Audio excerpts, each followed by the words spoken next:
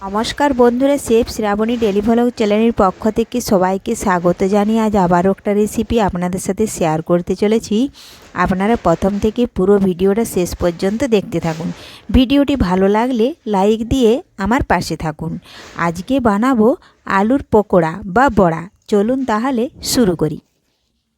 তো তার জন্য দেখুন বন্ধুরা, আমি এখানে দুটো আলু সেদ্ধ নিয়েছি। এই দেখুন, দুটো আলু আমি 4 টুকরো করে নিয়েছিলাম। এখন আলু সেদ্ধগুলো আমি ম্যাশ করে নিচ্ছি।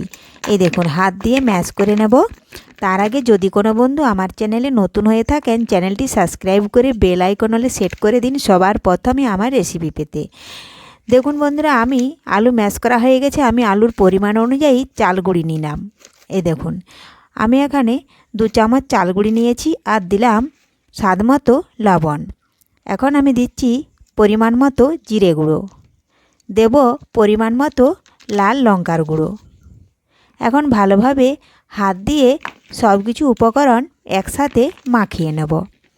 এ দেখুন, আমি প্রথমেই জল ব্যবহার করছি না, আগে মাখিয়ে নেব, তারপরে প্রয়োজন হলে সামান্য একটু জল দেব। তো দেখুন বন্ধুরা, মাখিয়ে নিয়েছি। এখন সবশেষে দিয়ে দিচ্ছি 1 চামচ বেসন আর দেব পরিমাণ মতো হলুদ গুঁড়ো। এখন আবারও একটু মাখিয়ে নেব হাত দিয়ে। তো এখন একটু আমি সামান্য অল্প পরিমাণে জল দিয়েছিলাম।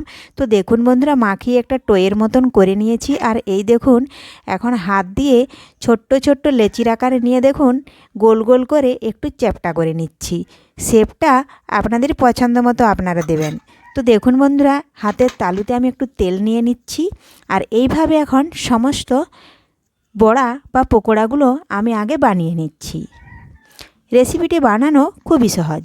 একবার দেখলেই আপনারাও বাড়িতে যে কেউ বানিয়ে নিতে পারবেন। এটা একটা সহজ রেসিপি ও টেস্টি মুখরোচক রেসিপি। একবার খেলে মন ভরবে না। এ দেখুন বন্ধুরা, আমি সমস্ত বড়াগুলো বানিয়ে নিয়েছি। তো দেখুন, দেখতে কত সুন্দর লাগছে বন্ধুরা।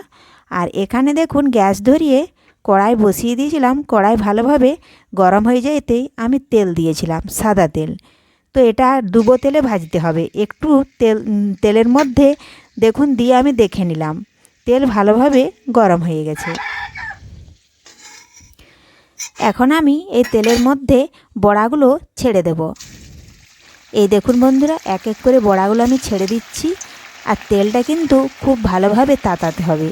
তাতিয়ে আঁচটা একটু কমিয়ে দেব, তা না হলে নিচের দিকটা পুড়ে যাবে আর ওপরের দিকটা হবে না, ভেতরে কাঁচা রয়ে যাবে। এ দেখুন, দেওয়ার পরে আমি ওপর থেকে একটু তেল ছিটিয়ে দিচ্ছি। এক পাশ লাল লাল করে ভালো করে ভেজে নেওয়া পর্যন্ত কিছুক্ষণ অপেক্ষা করতে হবে।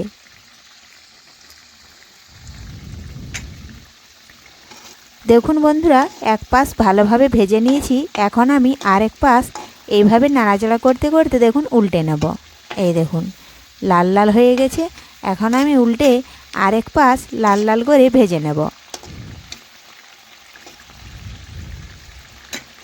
তো দেখুন বন্ধুরা, কত সহজেই খুব সুন্দর টেস্টি মুখরোচক রেসিপি বানানো যায়। এ দেখুন, উল্টে পাল্টে লাল লাল করে ভেজে নিলাম। এইভাবে আপনারাও বাড়িতে খুব সহজেই এটা বানিয়ে নিতে পারবেন। এটা সকালবেলায় কিংবা বিকেলবেলায় চায়ের সাথে মুড়ির সাথে আপনারা খেতে পারবেন। তো দেখুন বন্ধুরা, আমি তেল ঝরিয়ে তুলে নিলাম। এইভাবে বাকি বড়াগুলোও কিন্তু আমি ভেজে নেব।